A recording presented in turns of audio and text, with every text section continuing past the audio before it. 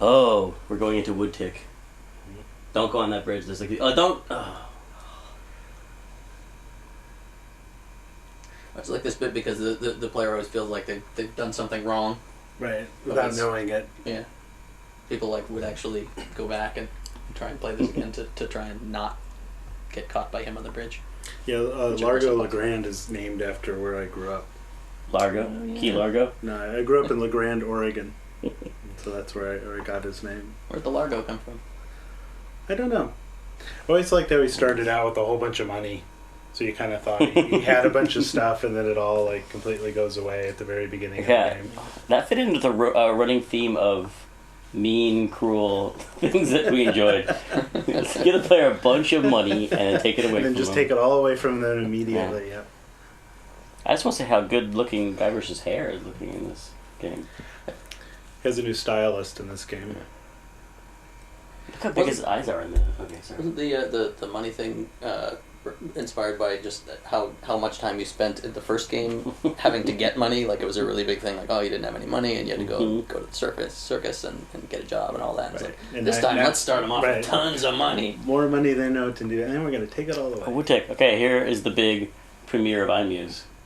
Right? Yes. This is the biggest, and I think the biggest ever, most complicated piece of iMuse music that was ever made. We had like two full-time programmers who were doing nothing but programming the iMuse transitions. Because it's a main theme outside, and then every time you go into one of these inner locations or inside the house, it would enable or disable instruments, and it would change the theme a little bit. Right.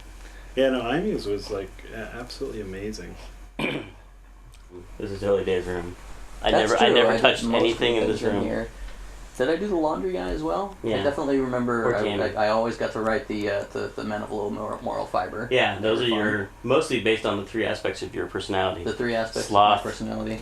Snarkiness, and brains. Right. Is there a brainy one? Wait.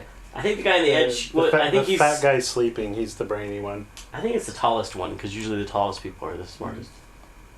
I think this may also be the last time I ever actually did a piece of art on one of our games. Wait, I remember something about that box and the rat puzzle. I painted something out.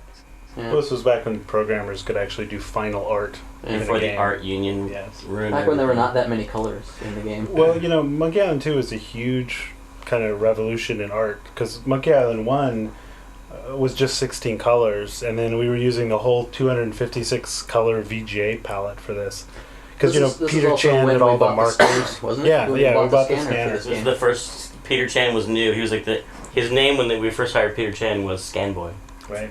And he scanned this first, and he used markers, and everyone was mad that he used markers because they wanted to use paint.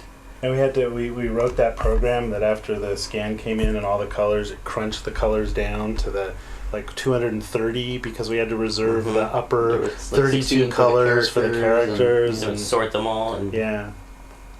Uh-oh. I think some separate ones for the UI, too. Yeah, there were 16 colors for the UI, and then there were 32 colors for the characters, and then the rest, I think, were reserved for the backgrounds. Yeah. Remember color cycling? Oh, yeah. How awesome that seemed at the time. It was magical. That's the best way to do waves laughing at a beach. Waves laughing any at sort the beach. of frame rate hit ever. I still use it daily.